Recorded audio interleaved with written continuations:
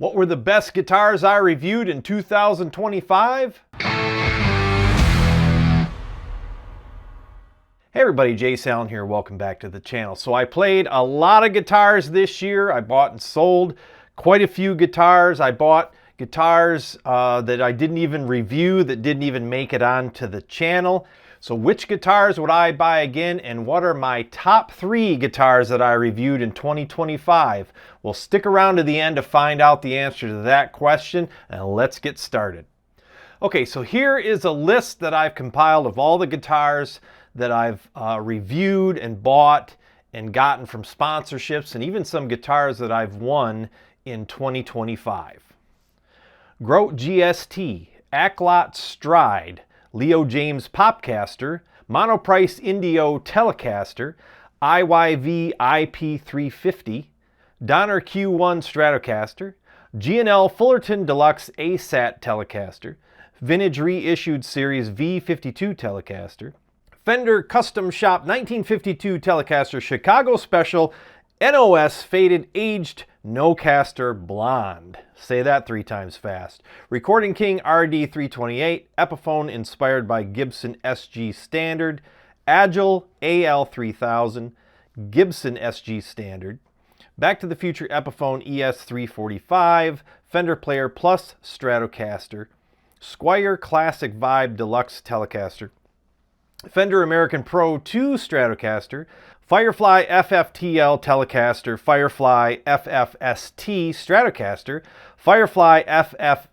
FFTL John 5 Style Telecaster, Firefly FF338 Pro, Firefly GE01-E Acoustic Guitar, Antonio Giuliani GP2, Antonio Giuliani CL6, Donner Hush X, Antonio Giuliani DN5, Pearson Hyper B, Donner Hush X Pro, Enya Inspire, Tasco Del Rey, Area Pro 2 STG03 Stratocaster, Squier Debut HSS Strat, West Creek Underdog LP, PRS SE DGT David Grissom Tremolo Signature Gold Top, Enya Novago Sonic, Van Gogh VCE-1 Acoustic, Tees SBH-E Telecaster Style Guitar, Tees ST1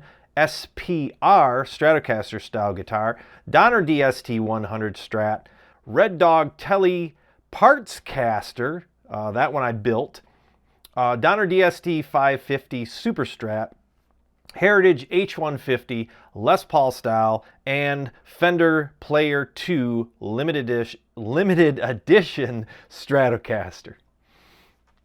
So this year I acquired around 43 guitars. Most were electric, about 6 were acoustic.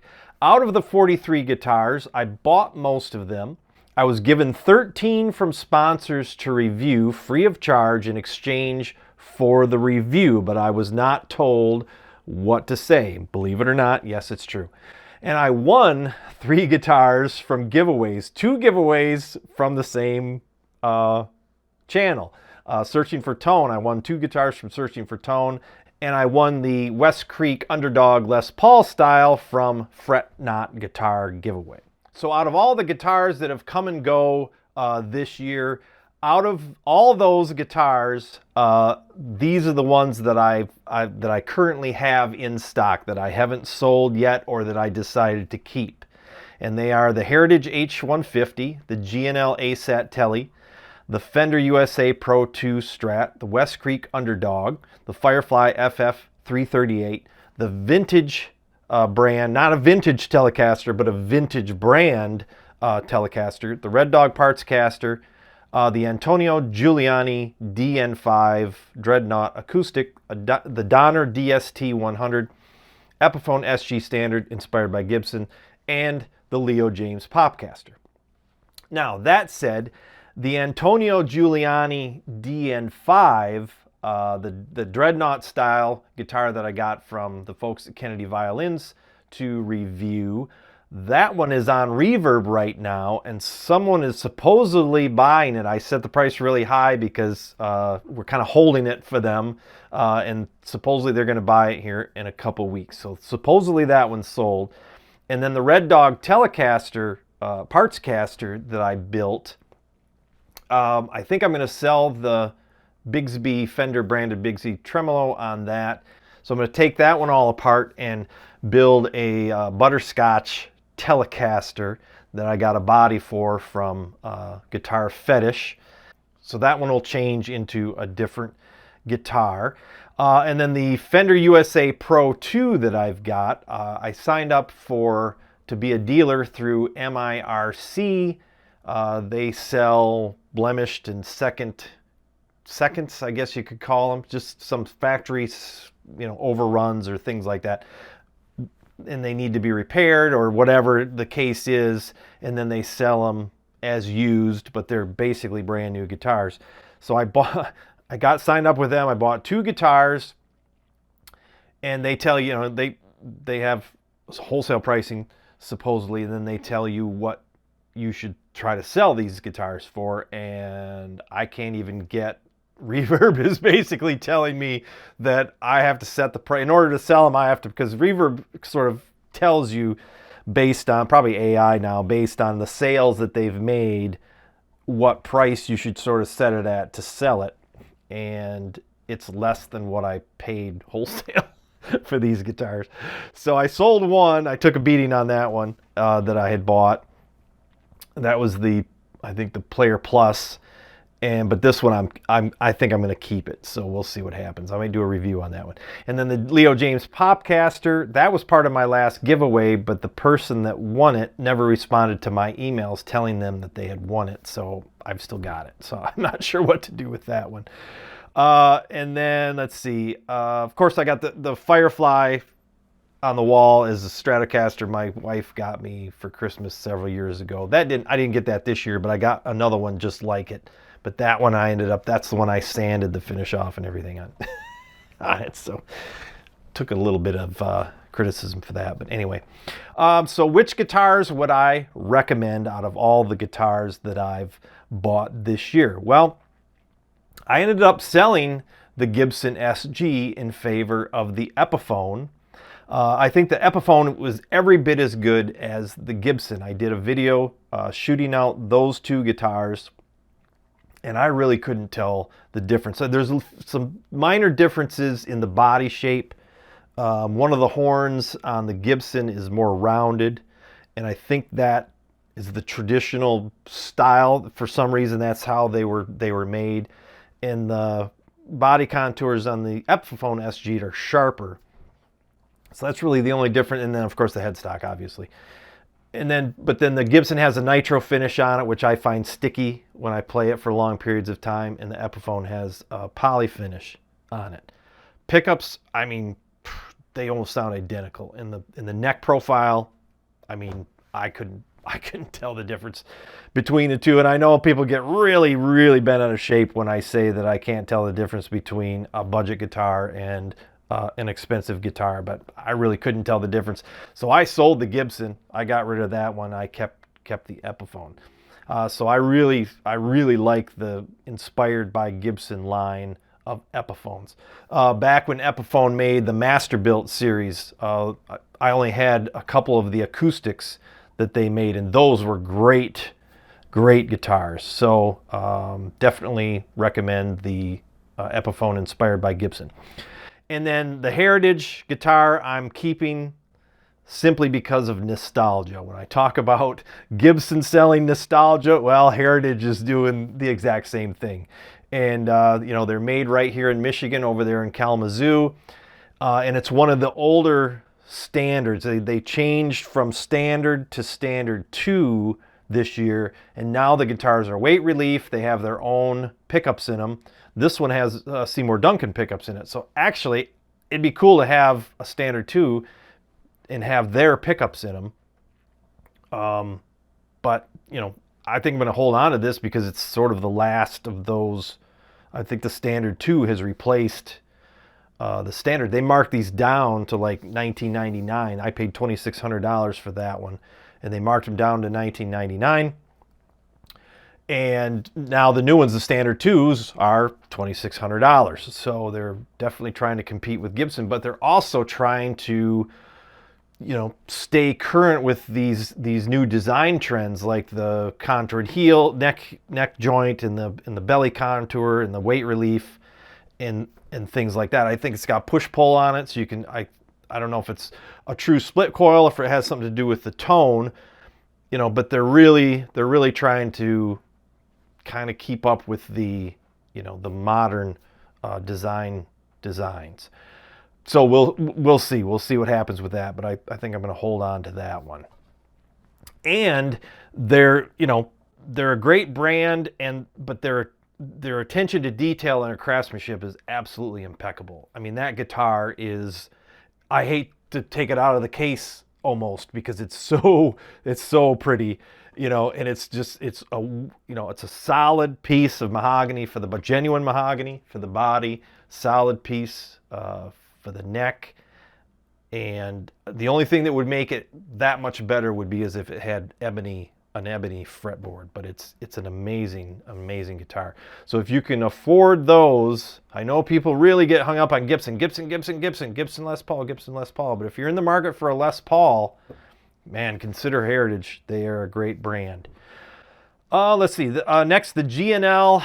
I don't know. I'm kind of on the fence about keeping the G&L. I probably should, because now they're gone. The company is no more. But this Tele style, the ASAT, it doesn't have the MFD pickups in it.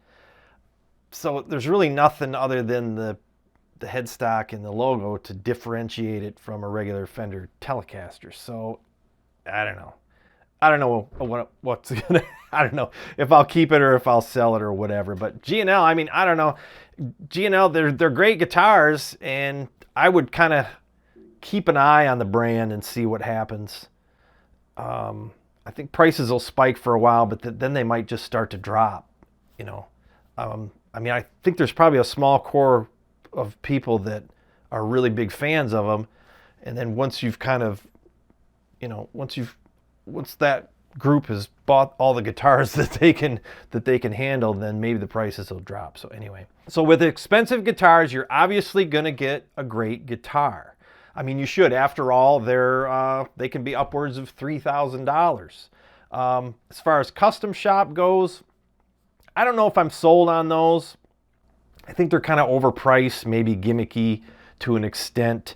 Especially because, you know, they're still made on a CNC machine. It's just they go to, you know, whoever's doing the build on it, and they sort of do the hands-on finish work. You know, one person. It's not like it goes from station to station to station, and each person adds a part to it. It's one person, one luthier, one artist, you know, doing the final work on it, putting their spin on it, putting their design touches on it. Does that make it worth, you know, $5,000 or $6,000? I don't know. The Telecaster that I reviewed from Chicago Music Exchange, it was great. It was a great guitar, don't get me wrong, but that guitar, I mean, you can get Japanese versions of that, you know, they're actual Fenders made in Japan, and the Fender American Vintage 2, which is basically the same guitar as that custom shop. The only thing that's different is that custom shop had a 9.5-inch fretboard radius. In these American Vintage 2s have the, 7.25? Yeah, they got the 7.25-inch radius. But other than that, it's the same guitar. And the American Vintage 2 is like, this one on a Sweetwater is $2,300. The retail price of that custom shop Telecaster was around $4,000. So if you have the means, just get whatever name brand guitar you want, whatever you like. Fender, Gibson, PRS, G&L, well, they're gone now, but anyway, you get the idea. They're all really great guitars. I mean, they're made largely with CNC machines on an assembly line, style production. So you're going to get a really great guitar, and they're really well made. And if you want to save a few bucks on a name brand guitar, then just get a used guitar. There's so many used guitars out there that are just in mint and near mint condition. Even good and excellent condition are nice guitars, and you're going to save a ton of money. And maybe one that's used a little bit, maybe you won't feel so afraid of you know, scratching it or putting a few dings in it. Just buy from a reputable business, someplace that has a good return policy, someplace that you know you're going to get an authentic guitar, that they're not going to sell you some, you know, actual counterfeit guitar. I mean, to me, guitar buying isn't really rocket science. I mean, they're all pretty good. It's just some of them you're going to like playing more than others. Obviously, some people are really big on going to an actual store to buy their guitars. I buy most of my guitars online just because, why not? You know, I need guitars for the channel to review, and it's fun to see different styles of guitar, different brands of guitar, to see what you get. Out of all the guitars that I bought this year, I think I only had issues with 2 or 3 of them. The monoprice Telly that I got was basically unplayable. I ended up returning that. And then the Grote GST showed up damaged. The body was actually just kind of split in 2. Returned that and got a replacement, and then that was fine. So as far as budget guitars go, I still stand by the Firefly brand. They punch well above their weight. Some people have had bad experiences with them, but every guitar I've gotten from them has been really, really good. Not anything bad to say about them at all. I think you can't go wrong with the Squier Classic Vibe line. Those guitars are every bit as good as Fender guitars, USA and made in Mexico. And I know it pains people to hear me say that, but I think it's true. I really do. And as far as super cheap Amazon brands like IYV and Donner and West Creek and Leo James, etc., they make some really great guitars. Some of them punch well above their weight. Some are kind of duds. That's sort of the problem with these brands. You never know what you're going to get. But if you buy from Amazon, you can return them. I was really surprised at how good the Allan Stride guitar was, that orange one. I really hesitated. I ended up giving that one away as part of the giveaway. But that guitar was really good. And it was full thickness body. You could mod it. And it's just one of those brands that comes and goes. You may never see them again after the end of this year. They might go away. You never know. But it was a really good guitar. And then the Donner guitars, the Donner DST 100 that they just sent me. It's an amazing little guitar. Full thickness body again on that one. You can mod the F out of that guitar. You know, and it's poplar or something. I mean, it may even be ash or some other hardwood. I don't think it's basswood. It's got a grain to it. It's heavy. It's basically as heavy as this Fender Player 2 limited edition, I think is what that is. So, and then the gimmicky guitars that I reviewed this year, like the Donner Hush and the Pearson Hyper B and the Enya guitars. I mean, they're okay and all, but call me old-fashioned. I just like traditional guitars. I'm really not a fan of like the headless guitars and the smart guitars, maybe headless guitars for travel. But those guitars, I don't know, they were okay, but I don't think that they're necessarily going to sort of take over the guitar landscape, at least not until maybe younger people start appreciating guitar. Maybe they'll want something that's a little more techie, you know? So, okay, so here are my top 3 guitars from the guitars that I've reviewed this year. Number 3 is the Allan Stride Stratocaster, and this is a bundle. You got a little amplifier and some music books and things like that. Definitely totally geared towards a beginner player, but an intermediate player or even an advanced player would probably appreciate that guitar because, like I said, it's a full thickness body. You can mod it. I think it sounded great. I can't remember if it had ceramic or Alnico pickups on it. They were most likely ceramic, but it actually really sounded good. It was a good feeling guitar. The neck on it felt really good. So that's my choice for number 3. My number 2 choice is the Epiphone SG Standard, inspired by Gibson. That's a great guitar. I'm definitely keeping that one. I like SGs just because of the ergonomics of the guitar. You know, the neck is thin, it's fast. I mean, I think those guitars were kind of ahead of their time. I think, you know, sort of the shredder guitars sort of mimic that flatter neck style, and the bodies are thinner. So I think it was pretty innovative for the time. And, you know, Gibson was trying to compete with Fender at that point. So that's how that came about. But check those out. Number 1, got to go with Firefly. The Firefly FFTL in that beautiful surf green color with that amazing flame maple neck. I think that's the best guitar that I've reviewed this year. Just from a aesthetic standpoint alone, the neck on that thing was absolutely gorgeous. I did end up selling it though as part of a video to see if I could get more for the guitar than I bought it for. I was pretty sure I could get a little bit more for it just because based on the neck alone.